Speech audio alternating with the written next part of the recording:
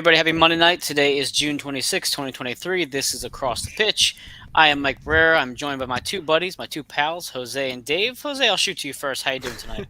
I must admit that's a rare instance where I go before Dave, so I welcome it. I appreciate it. I'm doing well, recharged. You and I were both at the stadium this past weekend, and thank you to everybody who said hello. It was so nice to meet everybody who. Thank you, Kyle. It was great to meet you, Kyle, Jillian, other folks like Val and Mike Borton as well. Got to meet a lot of people that we've often interacted with, and a lot of people that listen to our show. So it's been nice to recharge, to reset, and after what felt like a comfortable win, it's welcome for sure. Sounds good. Dave, how about you? How you doing tonight? I mean, it was always good to come in, do the show after a good Union win. Sort of always lift the mood. And obviously, Jim Curtin mentioned last week how he was hoping for at least 4 points. He got those 4 points, and it's good to see perhaps making like a little dent in that Cincinnati lead at the top. I know the Union is still, I believe, a fourth in the Eastern Conference, but I mean, slowly but surely getting there. 9 points now, better goal difference than Cincinnati. Just need to win that reverse fixture to, perhaps level up the head-to-head. But I mean, things are looking good. And, another big game this weekend in Atlanta. So another tough test, having, got a point against Orlando, which I'm sure we'll discuss. But yeah, I mean, I'm feeling positive about the Union. Yeah, also, it was a busy week in general for us. So we recorded last Monday night. And then Wednesday we had the game, the Orlando match, which we'll talk about briefly, considering the amazing goal that we got to see at the end of that match. And then, Jose, you and I were lucky enough to be on Kyle and Jillian's show, The One Team We Agree On. So if you haven't checked that out yet, go on their YouTube channel and their other platforms and make sure you watch that. It was a really, really good conversation. Very laid back. Great time. It was great to see those two again at the tailgate. Then obviously we had the game Saturday. So it's been a really busy Union week for us. And now here we are to discuss these last two matches and look ahead. What is going to be a very tough road trip. But I think, Dave, one of you two had mentioned on the Twitter group chat about how Cincinnati also has a tough road ahead as well. So we'll talk about that in a bit. But first, let's talk about the Orlando match real fast. It was a 2-2 draw. But the most important thing we want to talk about is the Jose Martinez goal. So, Dave, I know you watched this later than all of us. So what was your reaction when you saw that?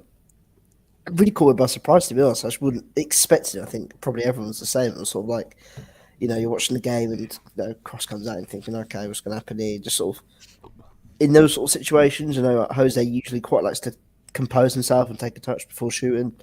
And you just saw him hit it first time as hard as he could and sort of like a half volley as the ball bounced up for him. And I just saw the ball through and was like, oh, holy shit, like what a finish. Like, I couldn't believe he'd done it. And obviously, like, to come back from 2-0 down, I think it was quite similar.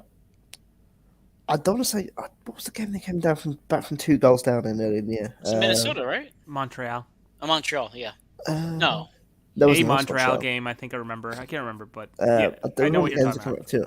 And it didn't really feel like that sort of game where, the Union were terrible for an hour and then suddenly kicked it together. I thought the Union, for the most part, were probably could have felt a bit aggrieved that they were 2-0 down. And so to come back in the way they did, obviously felt good and very much deserved. I think it felt a bit like the Atlanta game a couple of years ago when Bresner scored the absolute thunderbolt at the last second. Like, it just felt like one of those games where they didn't deserve to be down by 2 goals and they rightfully pulled it back. Obviously, Jack McGinn with a fortunate goal.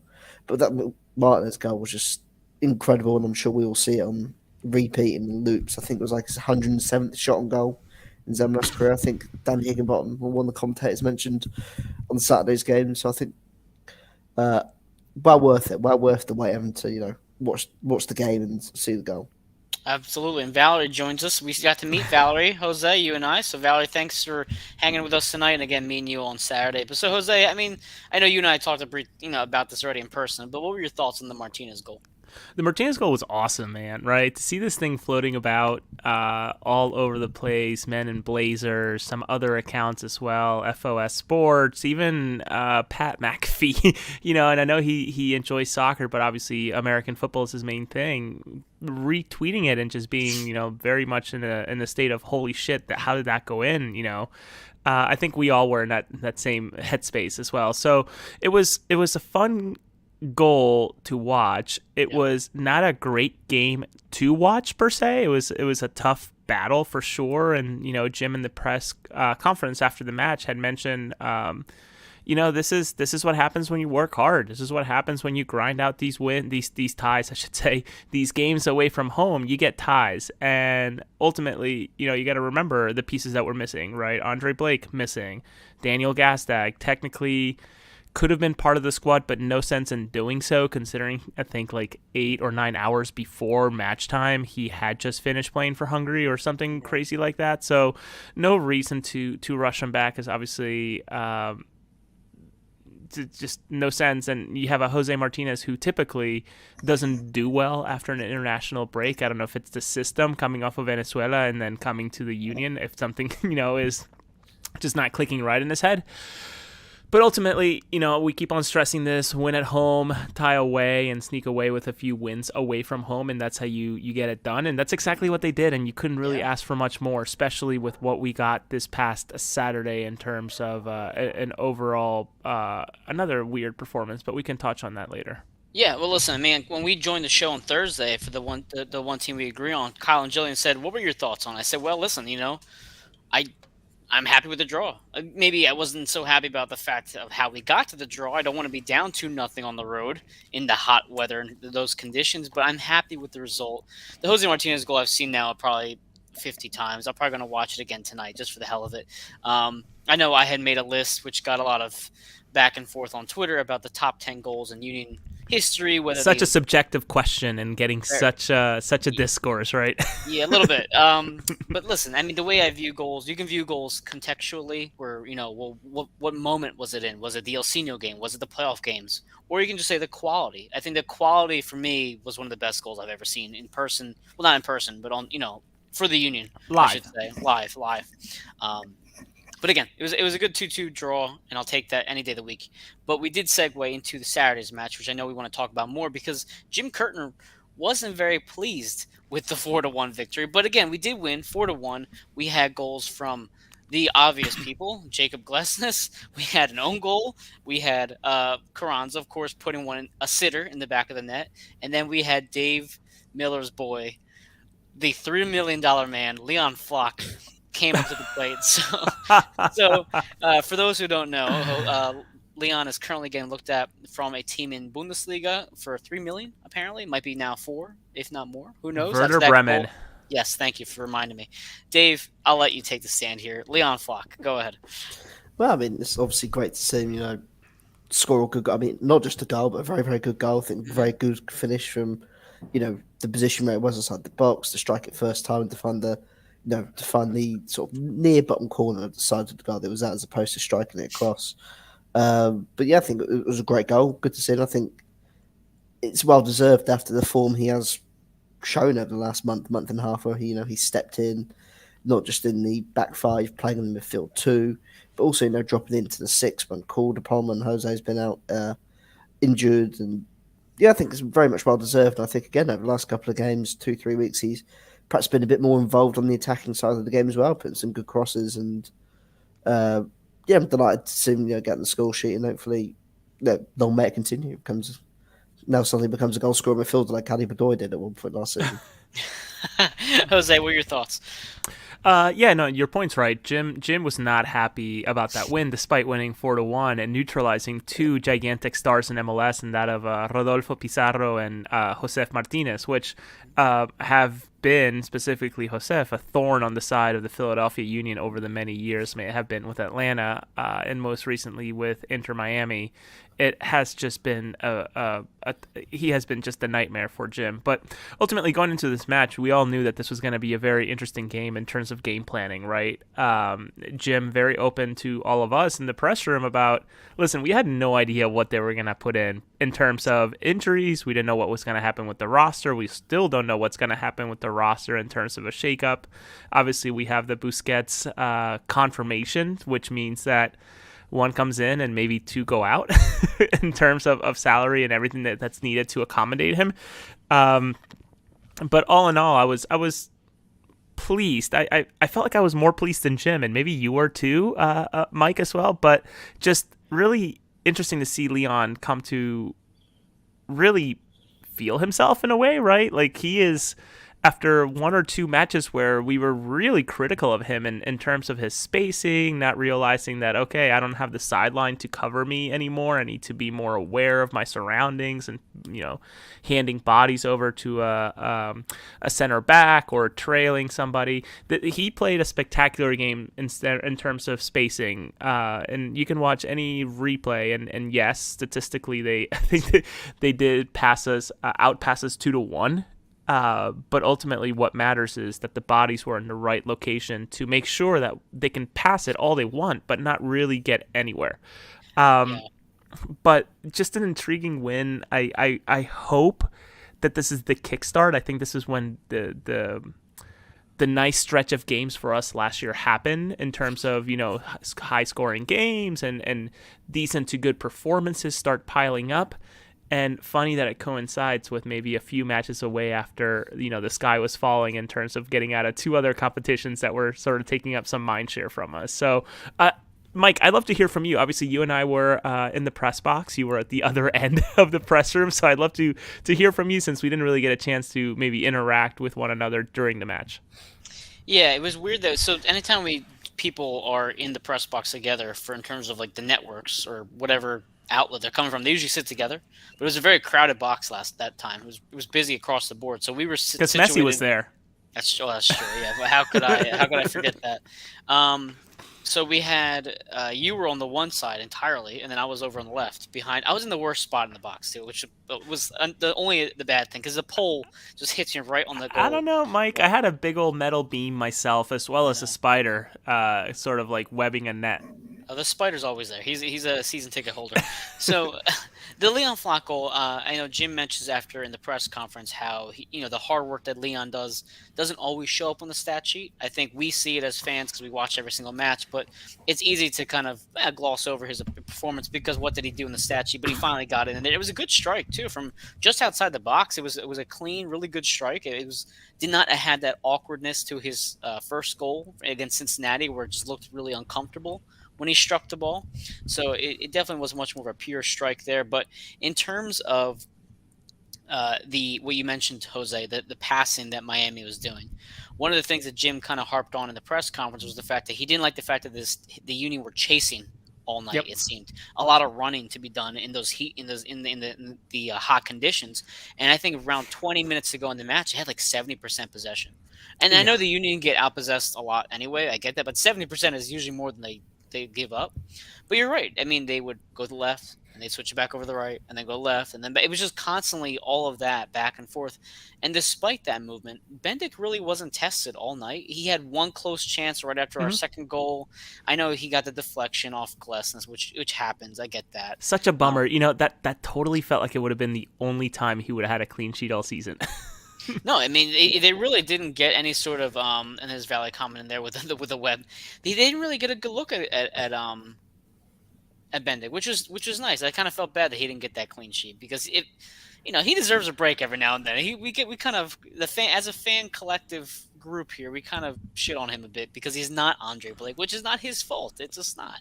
It's a tough pair of shoes to fill, and I just wanted to expand a second on Leon, right, where you had mentioned about the rumblings, right, about his potential transfer out of the Philadelphia Union or at least Werder Bremen paying attention to him, and he was asked point blank in the press room, or I should say in the post press room in the players area where the kind staff at Subaru Park, the Union staff that work media sort of bring players out for us to interview, ask questions and whatnot. Leon was asked point blank, have you heard about the rumors and how are you handling them? And a big grin, of course. It's very much a compliment to be linked to any one club, let alone a club at top tier Germany after the humbling beginnings. I would say, Dave, I think you would agree with that, in St. Pauli and coming up.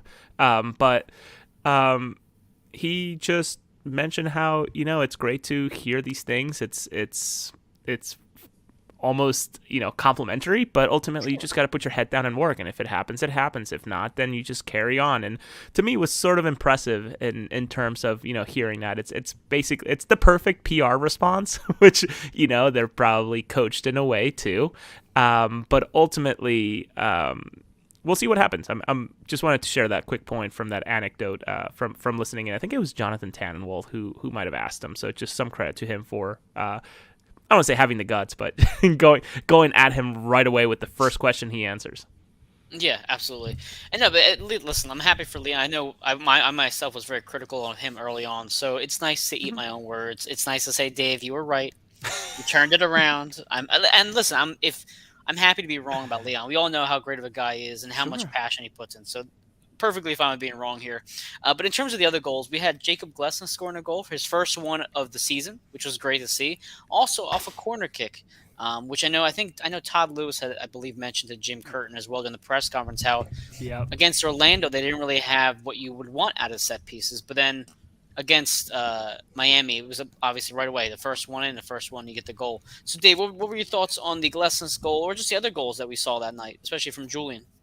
Well, I mean, it was just great to actually score from a set piece, and I think, as you alluded to in the Orlando game, I think you must have had like 20 corners in that game, and they all just came to absolutely nothing. I just felt like first man every time, even the first man, it just felt like a repetitive sort of like thing, just ball going crossing the box, gets blocked out of play for a corner. So, well, here we go again. But I think it was good to see. I think that's Kai Wagner's second assist of the season from Quakertown. I think he got the first one in Damian Lowe in San Jose, I believe. So, it's good to see those sort of come up into fruition. And yeah, I think obviously a great delivery and very, very good header from Glessner, to be able to sort of, like direct the ball into the far corner at the reach of the goalkeeper, very well taken finish. And sort of a mention on Bendick as well. I think quite an interesting thing, perhaps the Union can take a lot of credit for and a lot of confidence for. The last two games they haven't really been tested in terms of shots at goal. I know of course Orlando scored twice, but I can't really think of a save Bendick had to make. Like the first goal was just unfortunate because obviously Glessner, the ball sort of got caught up with Glessner as he couldn't deal with it, and then the second one it took a really, really, I think obviously the commentary team made a really, really big point of how it took a deflection on its way to goal, which took it out of the reach of Bendick. And then, as we mentioned just a minute ago, like Bendick, of course, got getting done over by the Glessner's deflection on the goal on Saturday night. So I think again, like the Union goal hasn't been tested, which is, I think, personally a good sign. I think it shows that he had that one where he like tipped it over. Yeah, I think it was the only the sort of chance I can remember Orlando really having. Sort of, apart from that one, of course, I know Inter Miami had that one sort of like cluster and all that. Cluster inside the box where a couple of blocks in front of the goal happened. Yep. But Bendick wasn't really tested. So I think it's a good sign, that, players are preventing shots on goal and all these big chances. So defensively, it's a good thing. I sort of understand where Jim perhaps came from with being annoyed with the performance. I mean, again, I thought, especially before the first goal went in, thought Inter Miami sort of settled into the game a lot quicker than Union. Yeah, and of course, I think the goal just completely killed them, which obviously shows the mentality and the mindset of that team at the moment, which is probably, here we go again, as soon as they concede. So I know they're going to bring in Busquets and Messi, but there's a lot of work clearly to do, not just with the playing squad, but the overall mentality of that team, because it's clearly one that they're not in the right headspace mentally, and they haven't got that winning mindset, which is clearly not, been there since the start. The franchise in general, I talked to Alex and Winley, about a couple months ago at this point, and how there was clear drama in the locker room between Pizarro and Higuain. So it's not like this franchise has always had this great culture around it. We've had that drama in the locker room with them.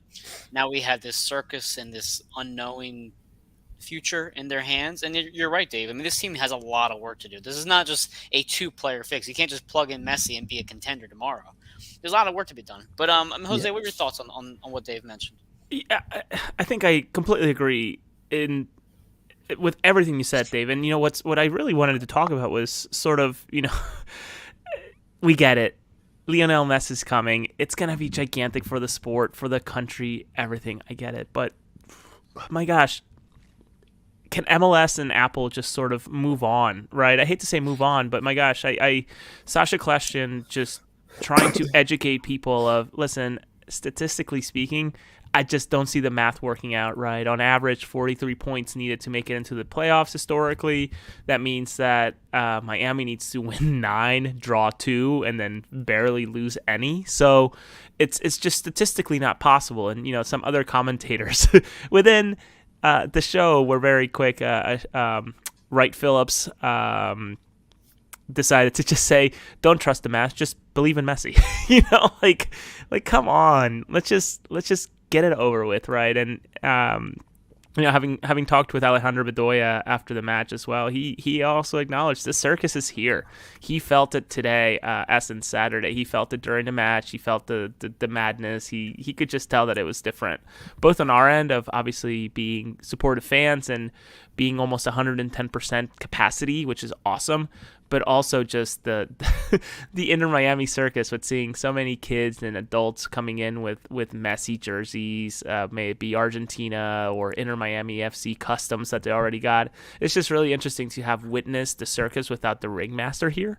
So Yeah. I can only imagine what it's going to become next year. Or, gosh, if Sasha's wrong and we do face a Messi and Busquets and whoever else he decides to bring along in the playoffs, I can only imagine what that stadium will be like.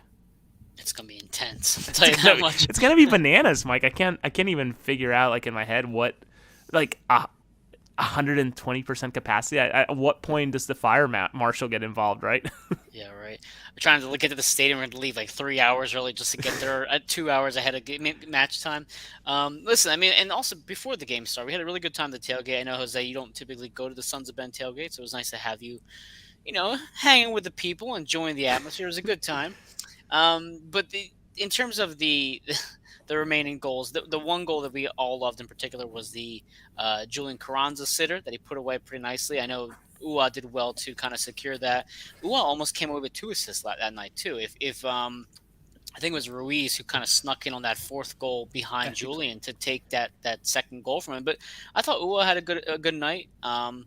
In terms of the substitutions, we also had like a handful of subs, but the most important one was the Kai Wagner substitution. So if you guys missed it during the match, it seemed like he got some sort of tweak at some point at the end of the first half. Mm-hmm. Precautionary reasons, Matt Real came in and covered left. And then after the match, Jim said basically he's had hamstring issues. It was a slight tweak. They said if it was a playoff game, he probably would have played the entire match. But again, you're up 3-0 at halftime. Why are you risking Kai Wagner? One of your most important pieces out there. So Matt Real comes in. So Jose, what were your thoughts on Matt Real or any of the substitutions? We saw Nathan Harriel going as center back. We saw Torres come in. What were your thoughts on all the subs? Bravo to Jim for finally utilizing subs, especially when we get into the humid temperatures and the humidity in Pennsylvania. Never mind going to Miami or gosh, Atlanta's indoors, so luckily it's indoors. But to see Alejandro Bedoya again come off, what was it, the 56th, 60th minute? I can't remember, but it was before the game really got away. But to see him be thoughtfully rested and not run into the ground like Jim typically would, even at this stage of the season, I think was admirable. And even in the communicate in the talking to him and hearing some other questions from other press members, the first question was, how's your body holding up? And, he was very happy with the way he's feeling after missing 6 matches. So he's feeling good. He's feeling healthy. Hopefully that thigh that was obviously a lingering injury from the Eastern Conference final is officially fixed, alleviated, whatever word you want to use, and we just get the captain of the last couple of years. But my thought still remains: how do we move on? What is the roster shifting like in the next couple of months as we obviously hopefully win an MLS Cup? But he's here for the ride, so that's exciting. But the rest of the substitutions were absolutely fine. I don't know about Torres. I think he had a nice little run, Mike, and chose not to pass the ball to the right person, which sort of like, myself being probably the loudest person in the press box let out a gigantic sigh. But what can you do? It is what it is to come into a match like that, especially when you're outpossessed 70% to 30 as a fresh sub. So how about you, Dave? What do you think about those substitutions? I think, again, I was probably most shocked to see Bedoya went off before an hour. I think everyone probably expected him to play the full 90 minutes. There anyone else? I wasn't it was good to see him out there, but he did seem a couple of yards off the pace of the game. He didn't really seem to get involved whenever he did get the ball. He lost it on perhaps one too many occasions. I think one of the most noticeable ones was when he got on the ball and the touch was way too heavy, and he sort of, Yeah. with the player coming to him, just had to smash it at Jose Martinez, was like 4 yards away. But yeah, I think it's good to see him back on the pitch, but I think he did struggle to keep up with the pace a bit, and I think even before the injury, that was a bit of a common theme throughout the season where he did look a bit off the pace or looked a bit too tired after 30 minutes of the game. Uh, so again, perhaps like the decrease of the workload, I feel like is something that needs to happen for Ali, or at least until he can get fully fixed. Perhaps it is a bit of rust. So Jose alluded to, he was out for 6 or 7 games, a long period of time, and especially at that age as well, it's going to take you a while to sort of heat back up. So fingers crossed, he can sort of be eased into it, and Jim Curtin doesn't fall into his usual habits of, playing him for 90 minutes every single game, running him into the ground, even if he is looking knackered and not offering anything in the midfield and seemingly overloaded. Yeah, the Union made a handful of subs, so just kind of go through them all. One of them was certainly forced by Jose Martinez's hands. So we'll get to that in a second. Oh my God, yeah. We'll get there in a second. So Nathan Harry replaced Michael Ua, McGlynn replaced Bedoya, and of course McGlynn, especially with the Leon Flock news being what it is, if anybody's somewhat cheering for Leon to go is McGlynn. I mean, he would then be either a starter full time or just get more of that minute. So I'm happy to see McGlynn possibly thriving more as he gets older. But we have Torres replacing Gazog, as I mentioned, Real for Wagner, and then Jesus Bueno came in for Jose Martinez. So now I'm going to talk about the early yellow card from Jose. It was he goes behind. I don't remember what Miami player was. It was a very almost incidental contact style movement, and he gets a yellow card immediately from a head official. I believe his name is Malik, right? Who just wasn't Malik, whatever. Who was not really the best on that night. But so he gets a yellow card early. Michael Ua got a yellow card within the first 20 minutes or so. Mike, that was his 8th game as a center official, and prior to that, he's been nothing more than an assistant referee for VAR, I believe. I can tell. So the issue then later on the match was Jose Martinez. So Jose, he gets into he gets a little scuffle. He's just chirping back and forth with the ref. I think it was about the 65th minute or so, and you could tell Jose was just getting under the ref's skin there. And thankfully, Jim immediately took Bueno out, and you just like, come on, bring him on. I thought Bueno did fine, but I love Martinez. I really do. I love his tenacity. I love Kai Wagner. I really do. But even late, Kai gets bumps at the keeper a little bit there. It's you guys are winning. You're winning 3-0 or 4-1. Just chill the hell out. We just can't afford any more of these suspensions. Go ahead, Dave. So I feel like Jim perhaps has learned from his mistake in the NAFC game and the CCL, where after that first half, he had Mbaizo and Ali Bedoya both won yellow cards. So usually say if your fullback's got an early yellow card, you usually say, okay, the player in front of him, cover him.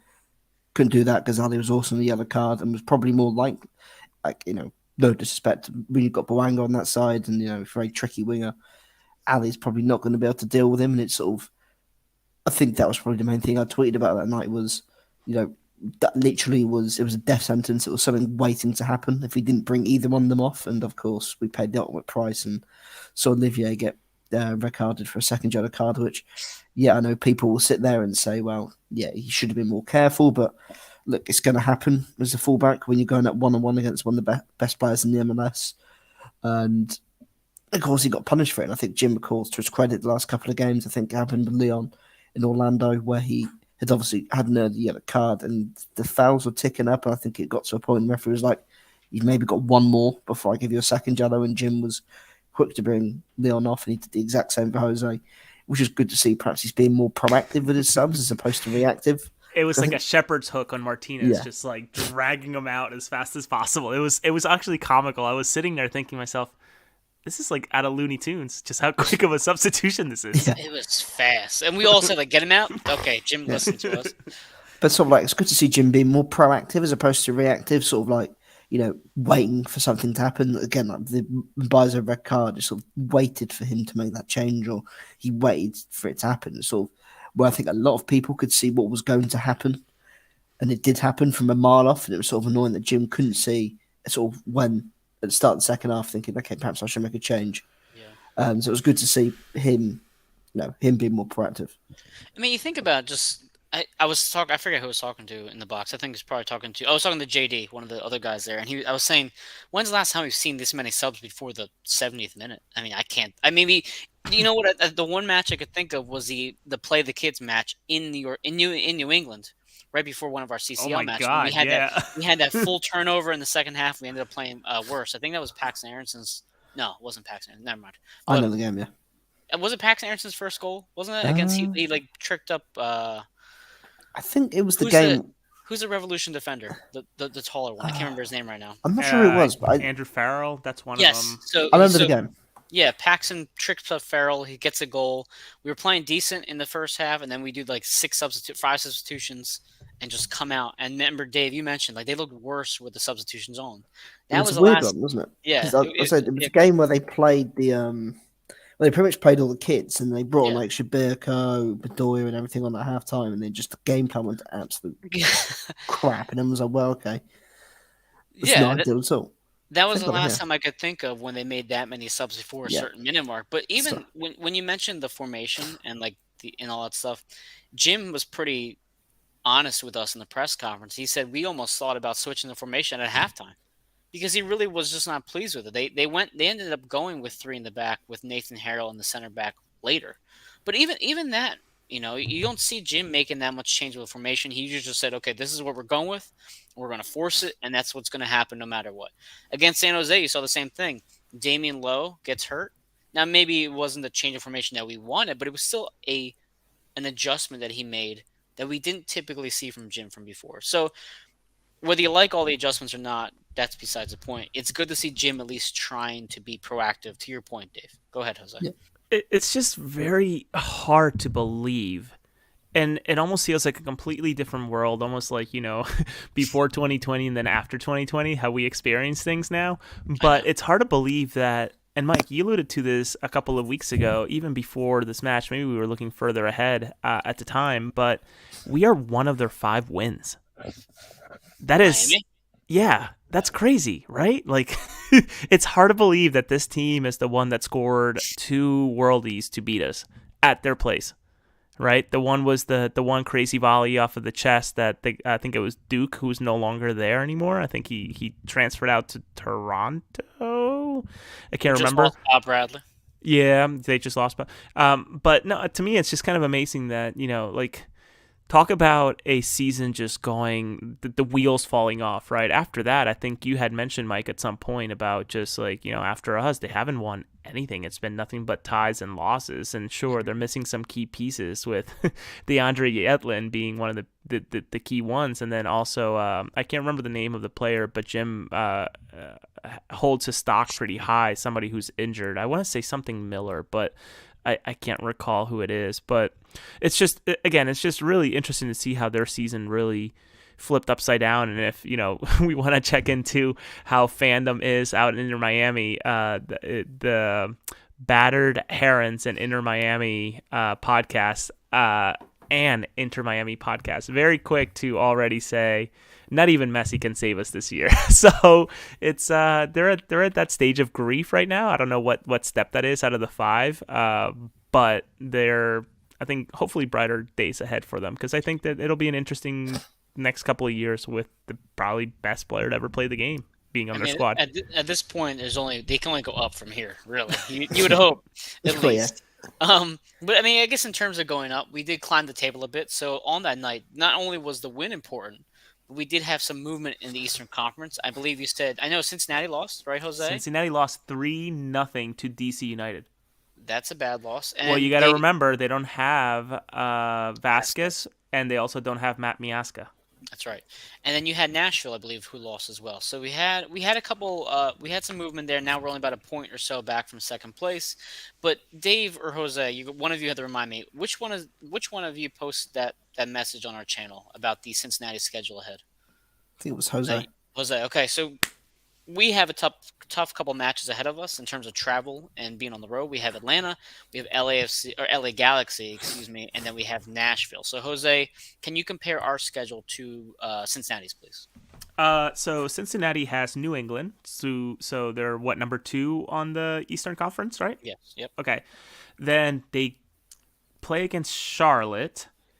Tough game, regardless of where playing. If they're playing at home or away, I can't tell based on honestly just my message, so I apologize. Look it up now. Then they go ahead. Tight turnaround. So Saturday match. Then they have a Wednesday match against New York Red Bulls, and then 3 days later they play against Nashville. So that is a very tight turnaround for them. 5 games, and again, I keep on mentioning it, but come July 21st, 22nd, then we have that break. But continue to keep an eye out on that September 16 match that we will be hosting Cincinnati. It really could come down to that match being a key indicator onto who gets that supporter shield. And let's not forget that really there are 2 ways, Mike, that we can qualify for the CONCACAF Cup next year, which is supporter shield and or winning the league. So I don't know which one's more likely. I'm thinking probably winning the league versus catching up to Cincinnati, since technically it's a tournament at the end of it all.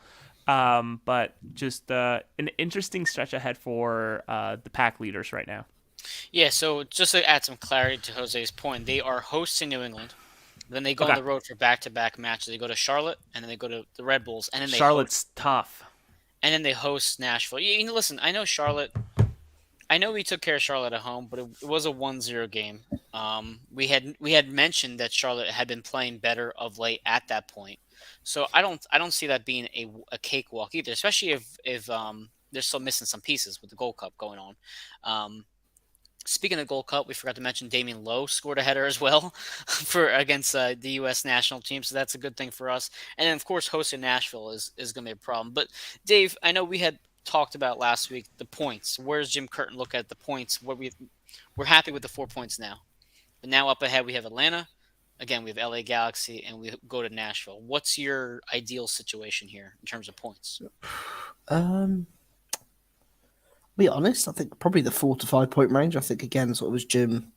I mean, it's very rare you really go 3 games on the road in the MLS, and looking, I think the 2 big games are going to be the Atlanta and Nashville game. Of course, LA Galaxy is going to be a tough one, but looking at their recent form, looking at the league table, I think the second bottom of the Western Conference, they're struggling. Struggling to pick up wins at the moment. I think they've won 1 of the last 5 games. So yeah, it's gonna be a difficult 3 game stretch, especially as you sort of mentioned, heading into that sort of Leagues Cup break in a few weeks as well. I think the last game the Union had before that is NYCFC, so I think if they can come out of this stretch with a win and a draw, or a win and a draw perhaps before the NYCFC game, it would probably look more favourable. We'd look back on it more favourably as opposed to if they go out there and get 1 point or something. But it's going to be 3 really tough games, I think, as we sort of always mention, going out, playing out West Coast is always difficult, especially this time of year with the heat and humidity. And, Atlanta's going to be no pushover. They've had a strong season, and as the commentary team alluded to heavily on the game at the weekend, Thiago Almada's going to be a very, very tough player to play up against, and that's why it was so important that Jose Martinez didn't get sent off in the game. And then just as well, Nashville again, they've had a really good season, and having moved over to the Western Conference last year and not done too badly there either. They've now obviously come back here this year and they're pushing at the top again. So I think it'll be a tough test both games. And I don't think the Union have the best record in Nashville either. I think they lost I think was it last season or the year before, that really boring 1-0 defeat they had, where I think Yeah, it was 2 years ago. Sapong scored within the first 5 minutes. I think it was the first 30 seconds. I think I literally missed the goal because I turned it on, and as soon as I turned it on, the goal had gone in. I was like, crikey, here we go. I think again, it's a team of the Union. I wouldn't say notoriously have struggled against, but they're a team that perhaps the Union find difficult to come up against, especially on the road. I don't think if they played National on the road last year, but that 1-0 game really sticks out in my mind as to how lackluster it was. Fingers crossed, the Union are a much better team than they were 2 years ago. But last year was the first goal for UA for us, and it was the first goal at Geoda Stadium, wasn't it? Was it not? Yep, Right before we went to Geordie's. right before we went to LAFC. So just looking at the numbers here, quick between Atlanta and Philly, since that's obviously the first match we have ahead of us. It's on Sunday at 4 p.m. I know Dave, you're covering that at a game where you're not staying up till 2 o'clock in the No. morning. That's nice for you. Yeah. So we have the Union for Atlanta can certainly score. They have 37 goals in the season. We have 34 goals against, though. They give up a bunch. They've given up 35 goals this year compared to our 20. So a pretty large difference in terms of goal differential here. But, I mean, listen, Jose, what do you think with Atlanta? I mean, always traveling to that stadium, we know they have a good fan base. We know the atmosphere is going to be tough. Yes, they don't have, Jose Martinez anymore, which was always our biggest concern. But your thoughts going to Atlanta? The surface. It's going to be very different, obviously, being turf and the way that the ball bounces, the way the ball runs. So that's going to be an adjustment that needs to be made. I don't know if Jim ever considers going to YSC or going to a turf location to practice a little bit prior to the match. Obviously, players in the MLSPA is probably not very thrilled about some of these surfaces that the teams are still playing on, but I think that's going to be something to keep an eye on, especially as our players probably get used to the ball rolling a little bit faster and bouncing a little bit higher off of every possible touch. But gosh, it's a shame that we don't play Atlanta a little bit further into the season, because I can't imagine a world where Thiago Almada finishes the season in Atlanta, especially after being the first MLS player to be part of a World Cup winning roster.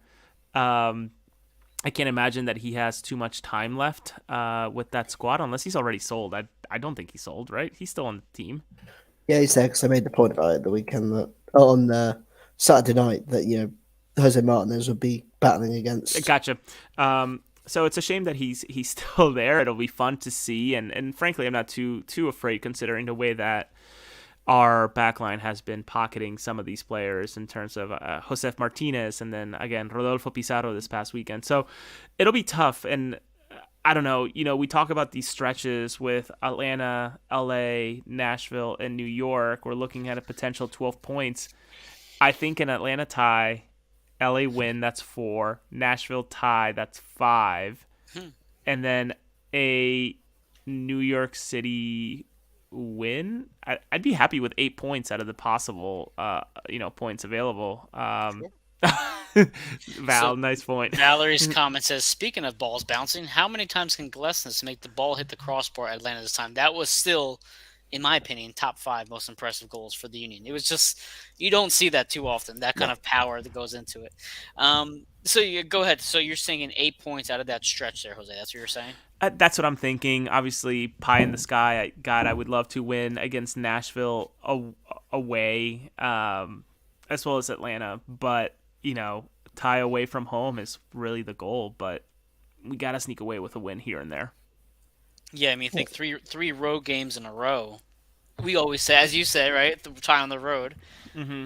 In theory, if you want to stick with that mentality, you're looking at 6 points out of those next 4 games. I know. I'm being ambitious. That's really that LA Galaxy game is the one where if you do get 8 points, that's where you're going to get the 8 point right there. Well, that team's in shambles, right? They're going through so many changes, having just kicked out Klein and also Chicharito being out for the season. So that team is just in a very tough spot that I can't imagine that they're obviously are they bottom feeders of the Western Conference this year, or pretty close to it now? Second last. Yeah, they're second last. So Colorado's worse than them. Rosenberry, I miss you, Rosenberry. He probably misses us more than anything. Yeah, no, it'd be nice to sneak out of LA, especially with that travel and the miles that we're about to put on with a win. But again, can't be too upset with a tie, especially when you're putting this many away games in a row. Agreed. So, I mean, any last thoughts, Dave? Sorry, before we kind of close out on the predictions here. That's correct. So, I mean, looking at the sort of the recent fixtures, the Union are unbeaten in the last 8 games against Atlanta. Really? Yeah. Last defeat was in July 2018 at Subaru Park. And obviously the last time they lost in Atlanta was in June 2018.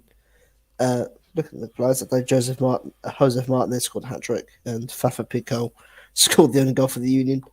But yeah, I mean, looking at that, I mean, the road results have all been draws in the MLS play. I think the only time the Union have actually won in Atlanta was that famous night in the CCL where Oh, such a good Andre night. Blake. I don't know what he had that day, but I mean, pulled off some of the most. He had his Wheaties that night. Yeah, he had arguably one of the most incredible games I think I've ever seen from a goalkeeper in that first half, keeping the Union in it. And long live Kasper Schuberko in that CCL run, scored 2 goals, and Anthony Fontana. So I mean, again, just looking at that, completely different team in terms of the attacking options in comparison to now. But yeah, I think it's gonna be a tough game. Obviously that 8 game unbeaten run against Atlanta is obviously nice to see, but I think at some point it's going to end. Fingers crossed it doesn't end this weekend. But as I said, if you can get 5 points from the next 3 games, or 4 or 5 points out of the next 3 games, and beat NYCFC, you're feeling good. You're feeling good. Feeling good. I agree. So let's see. We don't typically do predictions for midweek games because of the unpredictability, but we do have some more idea what's going to happen on Sunday. So we'll do Sunday predictions here, and then we'll wrap up the show. I know we always try not to run too late, but yeah, here we are again. So I guess I'll go first this time around. So Atlanta versus Union. Unfortunately, Dave, I that 8 game streak kind of freaks me out. As like a betting man, you're thinking, oh well, Yeah, eventually it's that going to streak's going happen. to end. It feels like this could be it, especially with Bendick still in net. If Blake was in net, I would say no problem. With how much this team scores, Atlanta, I worry that they just bury one past them, and it's just too quick on the turf, and he can't pick Hmm. it up or something like that. It's more so the turf, I think, mixed with Atlanta being a high scoring team that kind of freaks me out. So, unfortunately I'm going to go with a 2-1 loss at Atlanta.